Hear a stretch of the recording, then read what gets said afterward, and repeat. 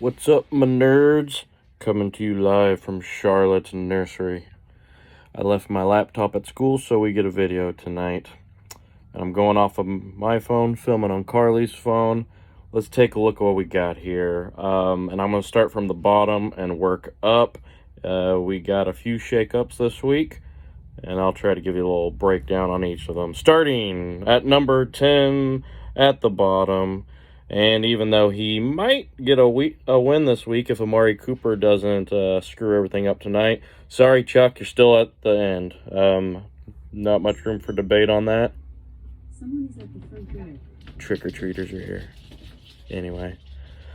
Anyway, so still at number 10. Sorry, Chuck. Right now, I'm looking at the totals. Chuck is projected to win. Amari Cooper just needs to get him 11. That's doable. I think that's going to happen. Jamin, even though McCaffrey puts up 40, still drops this week, with a most likely having a loss. We'll see. Charlie has disappointed on Monday nights before. Number 9, we have Girth Brooks, who was number 9 last week. I'm not going to sing you any songs. I think I said last week in the power rankings, I would not be surprised if Adam comes out and just puts up a shit ton of points. And what did he do? He's going to come and beat AJ by like a good 50 or 40. AJ still has T. Higgins tonight, but he's probably going to get a concussion in the first quarter. So Adam walks away with the win. I need more proof to raise him a little higher. So right now, number 9. Number 8, this is where it gets fun. Because last week I had this team at 6. The week before that, 5. The week before, 1. And now they're plummeting, and that is Chase wears lady panties. Chris's team sucks. Let's break that down real quick. Let's see. Chris is going to lose, unless Nick Chubb just goes monster, which he could. But he's probably going to lose to Papa Stoney today. And that is embarrassing. I know because I did too. Chris has Josh Allen, who had a decent 20-point game. Usually you're not going to complain with 20 points. Tony Pollard had 33, and it just tapers off from there. Jamar Chase going on IR. Actually, he voided IR, but he's still going to be out a few weeks. Someone's at the front door. More trick-or-treaters. No Jamar Chase means no threat. I see Kyle Pitts on his bench, the anomaly known as Kyle Pitts. Just chilling there. Finally got a touchdown and had a decent week. But who wants to start him, am I right? Next team, number 8, is... No, we just did 8. Number 7 is Shake and Bake. Going up one slot. Last week, Jamin was at number 8. He's been back and forth between 7-8, 7-8. This week, he's playing against Charlie.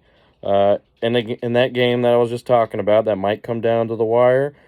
153 points for Jamin. Pretty solid. Again, McCaffrey going off, having a crazy game. First guy since LaDainian Tomlinson in 05 to throw, catch, and run for a touchdown. Pretty neat stat there.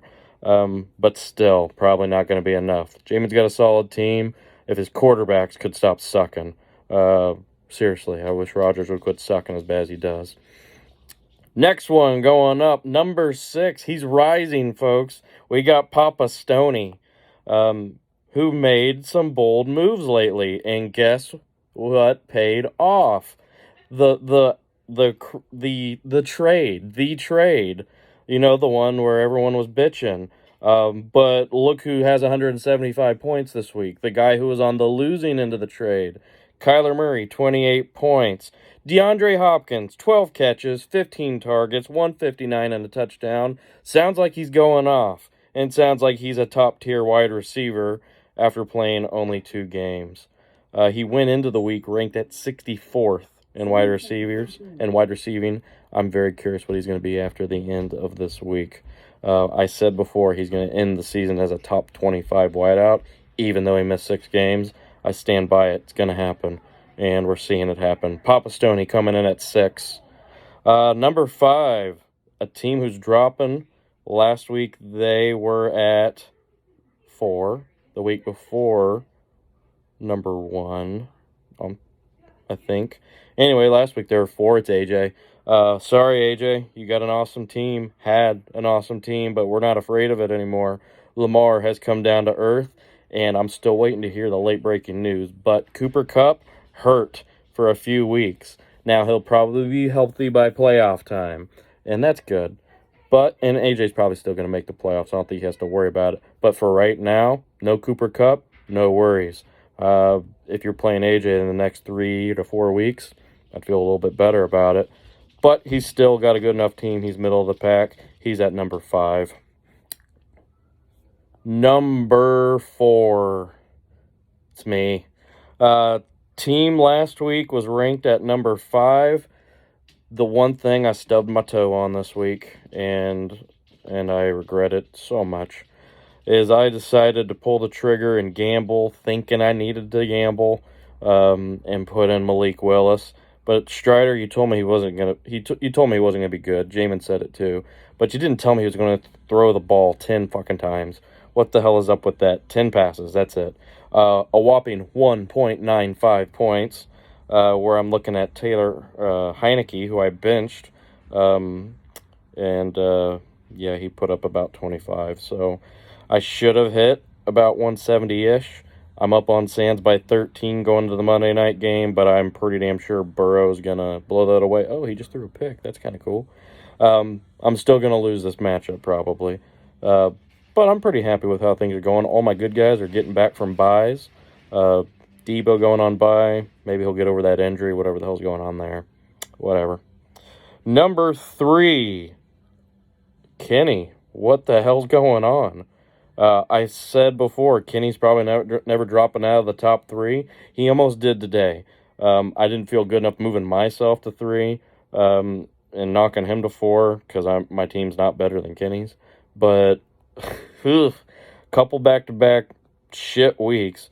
But, man, this one takes the cake. He's currently going into Monday Night Football with 48 points, 48.5. Projected at 86, but he ran into the buzzsaw that we're going to call Strider. I'll get to that in a minute. Kenny's top scorer as of right now, Amon-Ra St. Brown. I was just talking to my 6th graders about Amon-Ra, the sun god. 13.9 points to lead the team. Rough week. What can you do? He's got a stacked roster. They just all crapped themselves this week. And Jonathan Taylor, what a bust. I went all out on him on another league, not paying off. But Kenny, still top 3. Got another week like this, it's going to go down worse. Sorry, Kenny. You'll figure it out. You do pretty good at this fantasy thing. Top 2 is where things really get interesting because I was torn. Last week, our top 3, and I'll go in order from the top. Number 1 was Kenny. Number 2 was Sands. Number 3 was Strider. Number 2 this week, staying the same. We got OJ's Bronco. That is Sands. Sands has risen. He struggled in recent years. His team's awesome now. I'm looking at Sands' team here. 138 right now, projected 172 against me. He's probably going to win. Fun fact, I'm looking for a running back. Guess who I was talking to? I think it was before the Thursday night game. I was talking to Sands. Tried to pull the trigger on a trade. Came that close to Kamara before he realized, oh, I'm playing you this week. I don't want to play against Kamara. So we put things on pause. And guess who goes for 3 touchdowns and drops 42 points? Alvin Kamara. What can you do?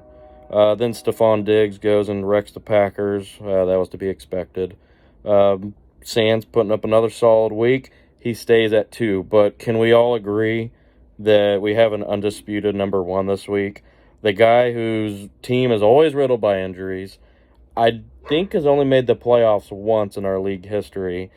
And then he comes out and drops 207.35 points. Holy crap, Strider. I've never seen a more impressive stat line. Working from the top down. Jalen Hurts doing his thing. 31 points. Tua, who's not dead, 33 points. Derrick Henry in his 4th consecutive game against the Texans where he goes for over 200 rushing yards. Look it up. That's a stat. 35.8 points. And then Damian Pierce with a mediocre 14. What's up with that? A.J. Brown caught 3 touchdowns, and they all looked like the same highlight over and over and over again. 3 touchdowns, got him 39.5 points. Jalen Waddle got 30. Hawkinson got 10. Pickens got 0. Strider got 207 points, and a guy put up 0. And then he rounds out with a decent outing by the Patriot defense. And then Strider's still sitting on Justin Fields, who has turned into what I thought he might last year. 28 points on the bench out of the third-string quarterback. It's not even fair. But Strider, number 1 this week. He's pretty well undisputed on that. Hopefully he can stay healthy. That's always been the problem in the past. Let's get a preview on next week, though. We are in Week 8, looking ahead to Week 9. Here's our matchups. I'm playing Jamin, and McCaffrey's on bye. I'm okay with that. Let's see. Chris is playing Charlie. Interesting one there, because Charlie, even though he thought all hope was lost, there's a good chance Charlie's going to be a 2-6, and Chris is 4-4. We're going to see a lot of playoff things shake up here in the next couple of weeks. Charlie, you are very much alive. Don't give up yet. Just stop trading away star running backs. I don't know what the hell that's all about. AJ plays Sands, and 2 teams going in 2 very opposite directions. AJ, you're going to need to do something here. Sands has a lot of guys on bye. Russell Wilson's not much of a factor, is on bye. Barkley is on bye. Ayuk is on bye. Well, the Broncos are on bye, so Sands, what are you going to do? I mean, at least they're not going to lose. That's a good point. AJ, as far as I see, only person he's missing is going to be Danny Dimes on bye. But you can just go ahead and put Jared Goff into the lineup. He's playing the Packers. He's going to put up 30 points. Call it a gut feeling. Call it me not being optimistic. Strider plays against Papa Stone. That'll be interesting. Strider's going to win. And Kenny plays Girth Brooks. Old Adam and Girth Brooks. Adam will only really be missing Najee Harris, but he's also been gone all season, it seems. Dak Prescott is on bye next week, so Adam, you don't have to worry about it. You can go ahead and just leave him out of the lineup and keep starting Andy Dalton. Actually, it kind of worked this week, but you probably would have rather had Dak in there. And Graham Gano's on a bye too, so you can start Harrison Butker and drop that second kicker. Don't need that second kicker unless you want to hold on to Graham Gano. He might be trade-worthy. That rounds out next week's. Gentlemen, we're into the thick of it. Reminder that I added in a 14th week. That's something we voted on earlier. That way, when we hit the first week of the playoffs, you don't have to worry about guys on bye, because there are teams on bye week 14. That's a bitch. You never want to deal with that in the playoffs. It's been taken care of. Everyone's still very much alive, top to bottom. Let's see what we can do to separate ourselves. I need a running back. Help.